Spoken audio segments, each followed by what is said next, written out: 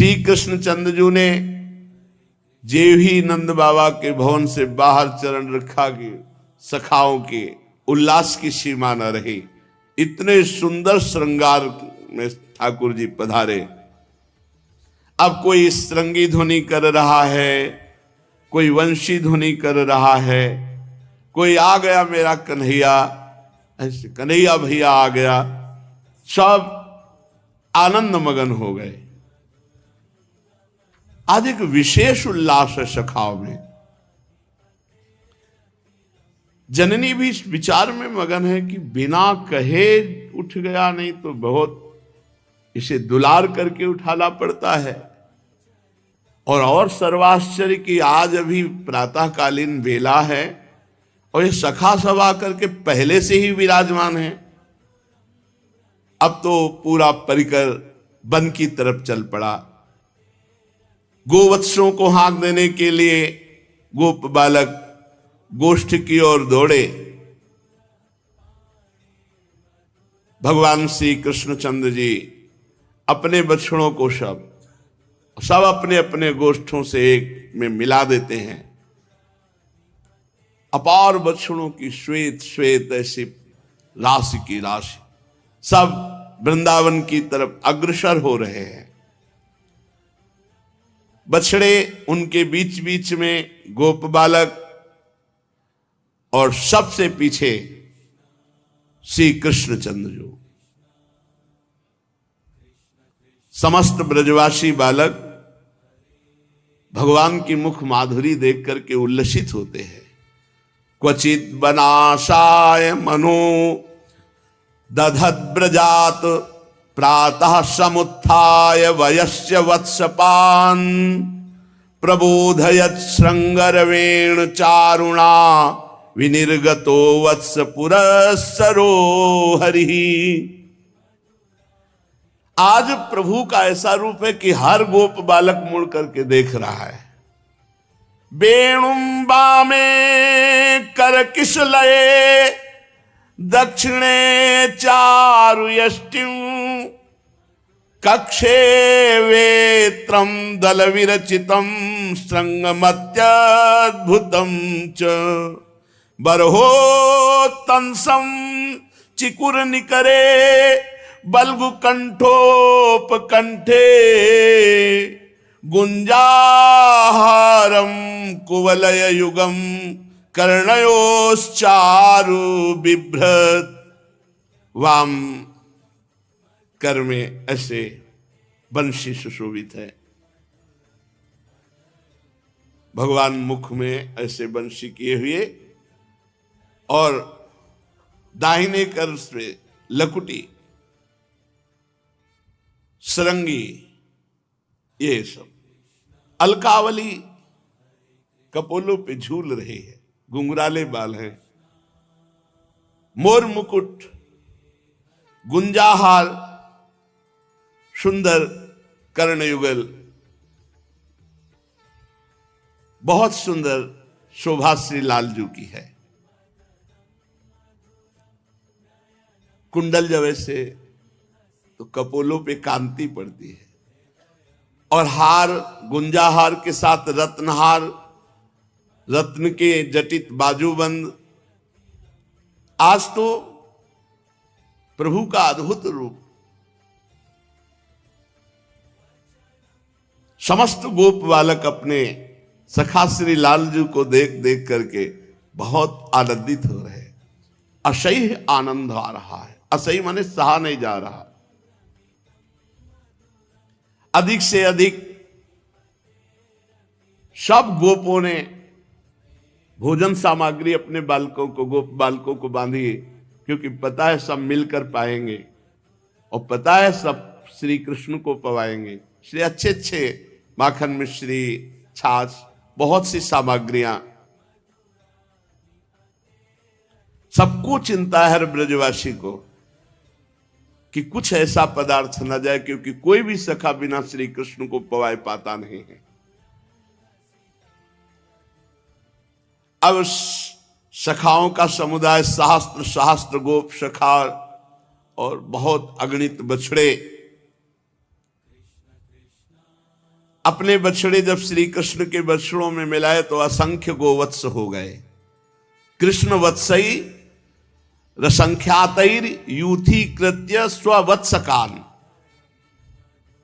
अब श्री कृष्ण चंद्र जो करोड़ करोड़ कामों को भी परास्त करने वाले रूप से अपने सखाओं के मंडल में आवृत हुए। नंद सुवन सो मिल के चले, लागत सबे मैन से भले। मैन माने काम।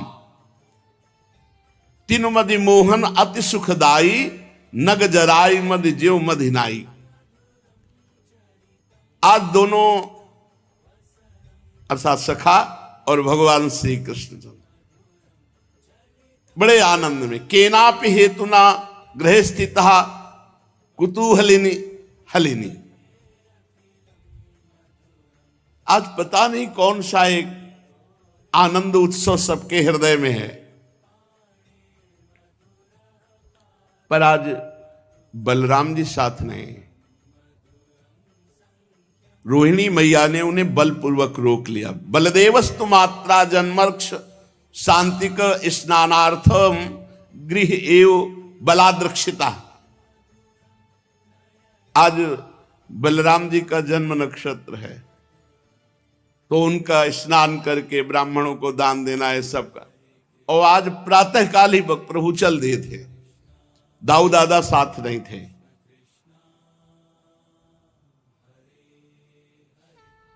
दाऊ भैया ने सखाओं से जाके पहले कह दिया था, इसकी सुरक्षा रखना, आज मैया मुझे जाने नहीं दे रही, मुझे बहुत चिंता लग रही है, सुबह से चल रहा है, कुछ ना कुछ घटना तो नहीं है, क्योंकि इसका कोई ये क्या सोच रहा है, क्या करेगा, कोई जान नहीं सकता। इसलिए सखाओं से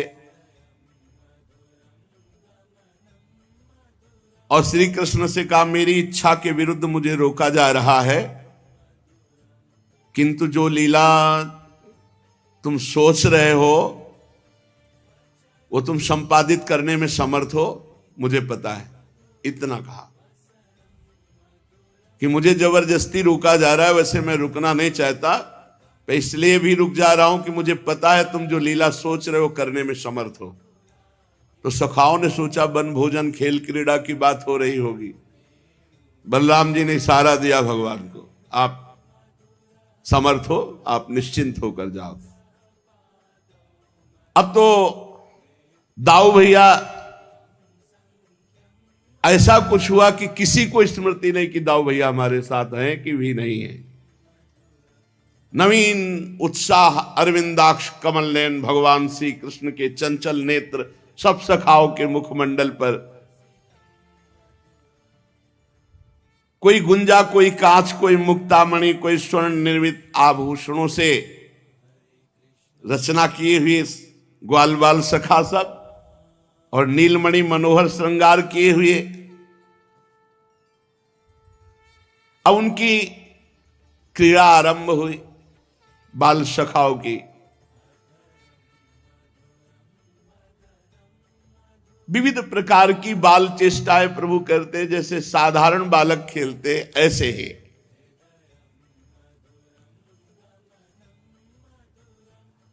शास्त्र शास्त्र ग्वाल बाल सुंदर छीके, वेद सिंगी बांसुरी सहस्त्रों असंख्यों बछड़े। भगवान श्री कृष्ण वृंदावन में पीले, हरे, लाल ऐसे फूलों को चयन करते हैं, नई नई कोपलों को, गुच्छों को, रंग बिरंगे फूलों को, मोर पंखों को, केरू आदि धातुओं को, और सब मिलकर एक दूसरे का श्रृंगार करें, सब सखाओं का। अब कोई किसी का छीका चुरा लेता है तो झगड़ा, ये मेरा चुरा, कोई किसी की बांसुरी, कोई किसी का वेद, ऐसे खिलवाड़ करते हुए कोई एक दूसरे को, ये इसके पास हमारा वेद, उसने तीसरे को दे दिया, उसने चौथे को दे दिया, अब वो भागा घूम रहा, फिर सब ताली बजाकर हंसते हैं। वन की शोभा देखते देखते आगे बढ़े तो भगवान को आगे देखकर कोई सखा कहता, पहले मैं छूंगा, पहले मैं छूंगा। आपस में होड़ लगाकर दौड़ते हैं, सब श्री कृष्ण का आलिंगन करके आनंद मगन हो जाते हैं। कितना सौभाग्य, सच्चिदानंद का आलिंगन। कोई बांसुरी बजा रहा है, कोई सिंगी बजा रहा है, तो कोई भौरों के साथ गुनगुना रहा है ऐसे, कोई कोयलों के स्वर में स्वर मिला रहा है, कोई मोर बोल रहा तो मोर के स्वर में, कोई आकाश में उड़ते हुए पक्षियों की छाया के साथ ऐसे उड़ने की चेष्टा कर रहा है, कोई हंसों की नकल निकाल रहा है, कोई बगुले की, कोई मोर को नाचते देखकर नाच रहा है, कोई बंदरों की पूंछ पकड़कर खींच रहा है। और बंदर जब अपनी चेष्टा वो डराने वाली करते तो ऐसे सखा भी कर रहे, कोई उनके जैसा मुंह बना रहा है, कोई एक डाल से दूसरी डाल पर उनके जैसा छलांग मार रहा है। बहुत से सखा है, कोई नदी की कछार में छुपने का खेल खेल रहा है, वहां देखा मेढक फुदक रहे तो मेढक की तरह फुदक रहे और देख रहे भगवान मुस्कुरा रहे, उनको और आनंद आ रहा है। कोई अपनी परछाई को देखकर हंसी करते हैं, कोई अपनी प्रतिध्वनि को जब लौट कर शब्द आता है तो ये मेरे जैसा कौन बोल रहा है। ऐसे भगवान श्री कृष्ण बड़े बड़े ज्ञानियों के लिए भी ये दुर्लभ है। ब्रह्मानंद का मूर्तिमान स्वरूप है, दास्य भाव से भजने वालों के लिए आराध्य देव परमेश्वर भगवान परमेश्वरशाली परमात्मा है, और विषय मोहित विषयांधों के लिए केवल एक मनुष्य बालक है।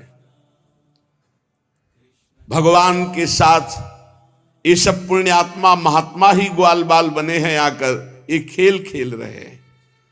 बहुत जन्मों तक, शब्द ध्यान देना, बहुत जन्मों तक श्रम कष्ट तपस्या इंद्रियों पर विजय अंतःकरण को वश में कर लिया है, उन योगियों के लिए भी ये सुख अप्राप्य है जो सखाओं को प्राप्त हो रहा है। बड़ा दुर्लभ लाभ है। वही भगवान जो बड़े बड़े योगियों की पकड़ में नहीं आते, ब्रजवासी बालकों के साथ आंख मिचौली खेल रहे, छुपा छुपी खेल रहे। श्री सुखदेव जी कहते, परीक्षित इनके सौभाग्य की महिमा हम कैसे वर्णन करें। इसी समय सखा बछड़े और श्री कृष्ण ये मानो गए, अब आप चिंता मत करो, जो जाता है वो यही कह के आता है। आपको हमारे बल पर विश्वास है?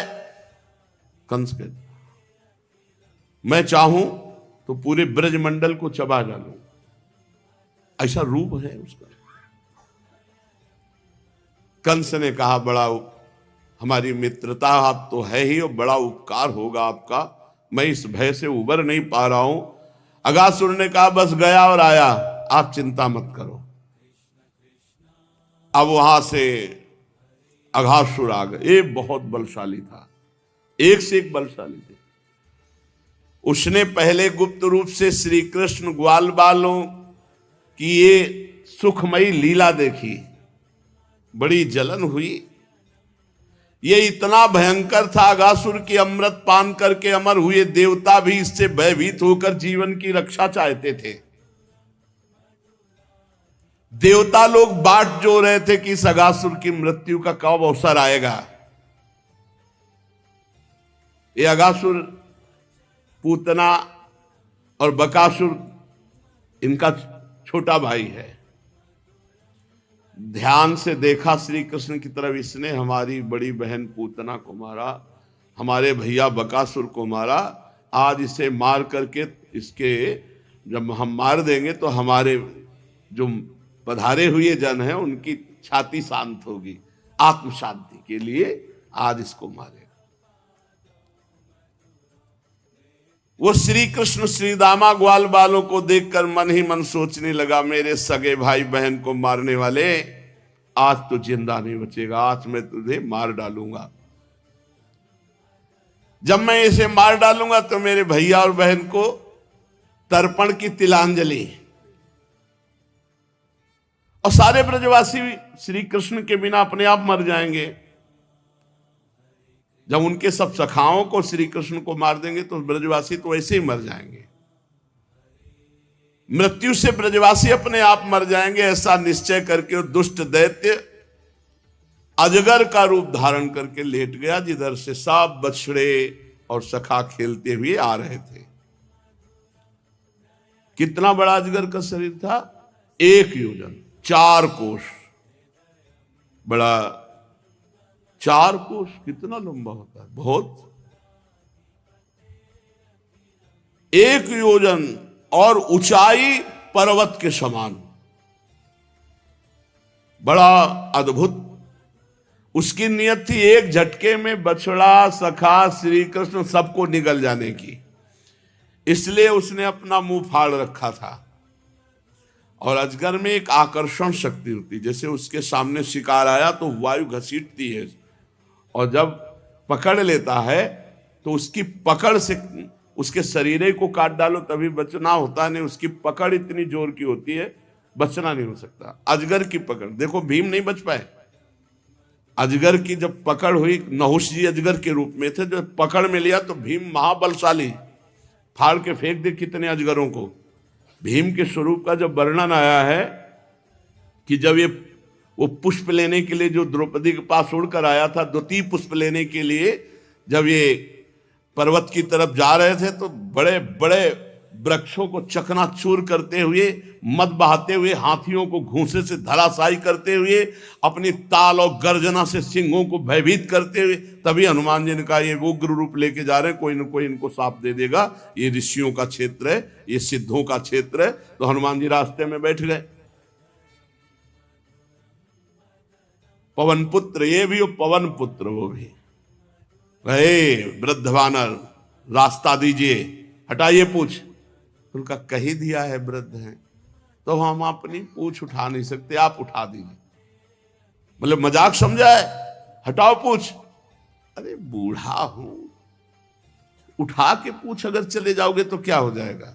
क्योंकि नांगना ये किसी भी विवेकी, किसी भी जीव को नहीं नांगना चाहिए। जैसे कोई पड़ा है तो ऐसे नांग कर नहीं जाना चाहिए, नहीं उसके सुकृत नष्ट हो जाते हैं। अब यहां किसी को पता है नहीं, पशु पक्षी को भी नहीं नांगना चाहिए। अगर कोई ऐसे पशु है तो नांगना नहीं, साइड से निकल जाओ। नांगने से सुकृत नष्ट हो, लात मारने से सारे सुकृत नष्ट हो जाते हैं। किसी को, अब शास्त्रों को तो सुनते पढ़ते बहुत कम लोग हैं। भीम नांग सकते थे लेकिन नांगा नहीं, क्योंकि सुकृत नष्ट हो जाए, इसलिए कहा पूछ हटाओ, तो आप हटा लो। भीम ने कहा तो तुम्हारे प्राणों पर अब बनने वाली है, क्योंकि तुम हमारी आज्ञा का उल्लंघन करते हो। और हिली नहीं पूछे, दोनों हाथ से उठा फिर भी नहीं हिली, पूरी ताकत लगा दी फिर भी नहीं हिली। हनुमान जी ने कहा बूढ़ा हूं, शक्तिहीन हूं, लगा लो ताकत। तो हाथ जोड़ के कहा आप हमारे बड़े भ्राता पवन पुत्र हनुमान है क्या? तो मुस्कुरा दिया। तब कहा प्रभु आप ऐसी लीला क्यों कर रहे हो? क्योंकि तुम भाई आगे जाओगे तो तुम्हें शाप मिल जाएगा, क्योंकि तुम जैसी भावना में उन्मत्त हो गए। ऐसे महाबलशाली भीम को जब नहुष ने लपेटा, अजगर रूप में थे, त्राहिमाम बोल गए अजगर की लपेट से। ये तो कहो युधिष्ठिर जी आके प्रश्नों का उत्तर दे, वो अजगर योनि से मुक्त हो गए, बच गए।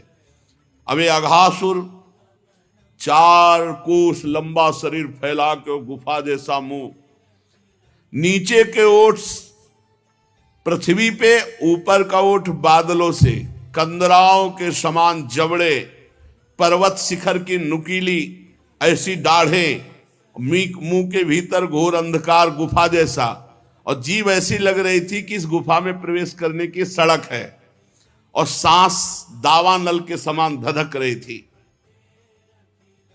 अगासुर को देख करके गोप बालकों ने कहा देखो देखो, ये तो हमने देखा ही नहीं वृंदावन की शोभा, ये कितना कौतुक, देखो देखो, ये तो ऐसा लगता है जैसे अजगर का मुंह हो। वो समझ रहे वृंदावन की शोभा है। कोई कहता मित्र भला बताओ तो ये हमारे सामने जो ये दृश्य है, इसमें ऐसा सही नहीं लग रहा कि ये अजगर का खुला हुआ मुख है।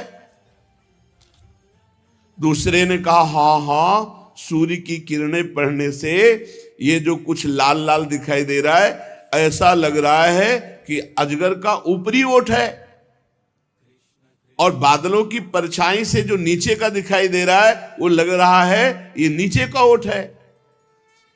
तीसरे ग्वाल वाल ने कहा हाँ हाँ देखो तो सही, ये दाईं और बाईं ओर की गिर गुफा कंदराएं ऐसा लग रही अजगर का जबड़ा है। ये ऊंची ऊंची शिखर पंक्तियां तो साफ साफ इसकी दाढ़े मालूम दे रही। चौथे सखा ने कहा भाई ये लंबी सड़क बीच से जा रही है, ऐसा लग रहा है कि ये गुफा के अंदर प्रवेश करने का अजगर का मुंह है। अगले ग्वाल वाल ने कहा देखो गरम गरम सांस आ रही, हमें लगता है जंगल में कहीं आग लग गई। क्या इस सांस का मेल बैठ रहा है इस दृश्य से, ऐसा लगता है अजगर के अंदर से आ रही,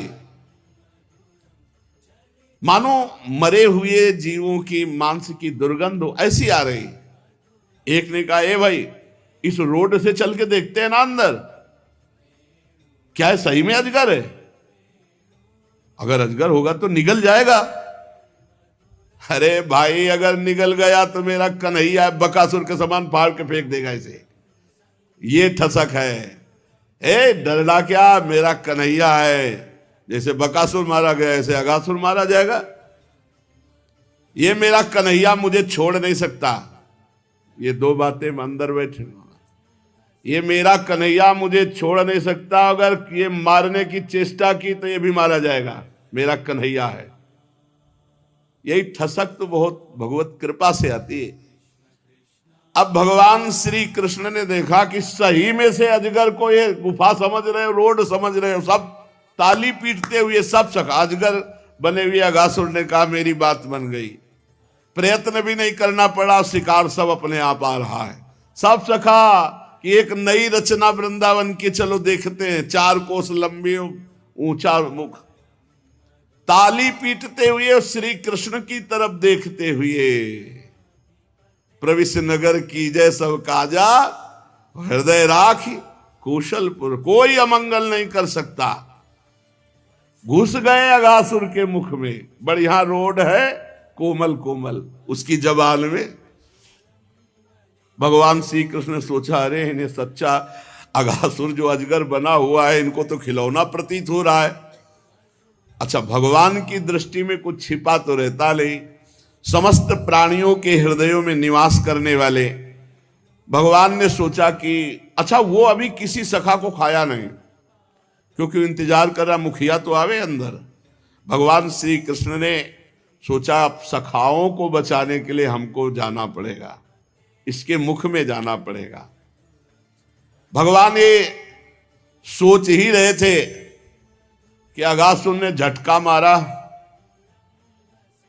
10,000 सखा जो उसके मुख में खेल खेल में पहुंच सब पेट में गए। अब भगवान ने सोचा कि अब तो ज्यादा देर रहने पर सबकी मृत्यु हो जाएगी, तो अच्छा जहां पूतना गई है बकासुर गया है, इसको भी भेजना पड़ेगा। भगवान दौड़ लगाई और उसके मुख में आ गए। अब तो अगासुर प्रसन्न हो गया, क्योंकि उसकी बात बन गई ना, सखा अंदर गए और सखा का मुखिया अब एक झटके में ये भी अंदर जाएगा। उसने भगवान को निगलने का प्रयास किया। भगवान श्री कृष्ण अभय देने वाले हैं। देखा कि मेरे मित्र सखा संकट में फंस गए, जैसे कोई आग में स्वयं कूद पड़े, तो अब तो अघासुर की जठराग्नि भस्म कर डालेगी इनको। मुझे अब इनको मृत्यु से बचाना होगा, क्योंकि हमारे सखा बहुत भोले हैं। परीक्षित भगवान श्री कृष्ण भूत भविष्य वर्तमान सबको प्रत्यक्ष की तरह देखते हैं। समझो हमारे प्रभु हमारे भूत को, हमारे भविष्य को और हमारे वर्तमान को, तीनों को प्रत्यक्ष की तरह देखते हैं। हमें क्या डर है, उनको पता है कि क्या होने वाला है, क्या होगा। उनके लिए जानना कोई कठिन नहीं था कि अब क्या करना चाहिए, कैसे बचाना चाहिए। सब देवता हाय हाय पुकार उठे जब भगवान अघासुर के मुख में आ गए। जब देवताओं की हाय हाय सुनी तो गुप्तचरों ने बताया काम हो गया कंस से। सखा सब अंदर और जो श्री कृष्ण है वो उनके मुख में अघासुर के है। बड़ा आनंदित हुआ कंस, बहुत गुप्तचर को माला तोड़ के दी, काम हो गया। अभी सोचा नहीं कि काम किसका हो जाएगा। अब असुरों और बछड़े भी, अरे भैया कोसों मुंह फैलाए हुए, और भगवान श्री कृष्ण को सबको चबा चबा के चूर करने का प्रयास करने लगा। भगवान श्री कृष्ण ने अपने शरीर को विराट रूप किया, बढ़ाया, इतना बढ़ाया, मोटा लंबा, बिल्कुल फिट, उसका मुंह बंद, कहीं से वायु आने जाने की। अब थोड़ी देर में प्राणवायु रुक गई, आंख उलट गई, व्याकुल हो गया, छटपटाने लगा, शरीर रुका। अब बाहर से तो बंद है, ब्रह्मांड फोड़ करके उसके प्राण निकल गए, ब्रह्मरंध फोड़ कर प्राण निकल गए। वैसे बड़े भाग्यशाली हैं ये सब, जिनका नाम मुख में हो तो परम पद मिल जाता है, वो मुख में है तो अब बताओ। ब्रह्मरंध प्राण योगियों के निकलते हैं, जो अष्टांग योग में सिद्ध महापुरुष होते हैं। सारी इंद्रियां सब भगवान मुकुंद ने अमृतमयी दृष्टि से देखा। समस्त बछड़े ग्वाल वाल सब स्वस्थ अघासुर के मुख से बाहर आए, और भगवान भी बाहर आए। वो मर गया था अघासुर। भगवान को इन असुरों के मारने के लिए जन्म लेने की आवश्यकता है? अरे एक संकल्प, भ्रकुटी विलास सृष्टि लय हुई, ये सुख देने के लिए। ये जो बड़े बड़े महात्मा ग्वाल बने हैं, गैया बने हैं, बछड़े बने, इनको सुख देने के लिए। फिर एक अद्भुत घटना घटी। जे ही भगवान बाहर आए तो जो अघासुर से निकले हुई तेजोमयी ज्योति थी, वो दसों दिशाओं में प्रज्वलित हो उठी, और भगवान के बाहर आते ही सखाओं और देवताओं के देखते देखते भगवान में समा गई। सखाओं ने देखा था कि वत्सासुर से भी, बकासुर से भी, अघासुर से, वो इन्हीं में। देवता फूल बरसाने लगे, अप्सराएं नृत्य करने लगी, गंधर्व गान करने लगे, विद्याधर बाजे बजाए, और बड़े बड़े जो वेदस्व रूप हैं वो सब स्तुति करने लगे, गुप्त रूप से भगवान की वंदना। भगवान ने अघासुर को मारकर जगत का बहुत बड़ा उपकार किया। नहीं, बहुत सर्वनाश करने वाला ये राक्षस था। जब अद्भुत स्तुति, सुंदर बाजे, मंगलमय गीत, जय जयकार, आनंद उत्सव, मंगल ध्वनि, तो ये सब दैवी ध्वनि थी। ये ब्रह्मलोक तक पहुंच गई। ब्रह्मा जी ने ध्वनि सुनी तो क्या हुआ, सोचा कहां क्या हुआ, तो वो हंस पर चढ़ करके जहां ध्वनि हो रही थी आए, तो देखा वृंदावन के आकाश में सब देवता वो ध्वनि कर रहे। भगवान श्री कृष्ण को देखा तो आश्चर्यचकित हो गए। परब्रह्म परमात्म तत्व जिसका वर्णन किया जाता है वो यही है, क्योंकि इतने बड़े असुर को मारा। ब्रह्मा जी अभी पता नहीं क्या हुआ, इनको संशय सा होने लगा।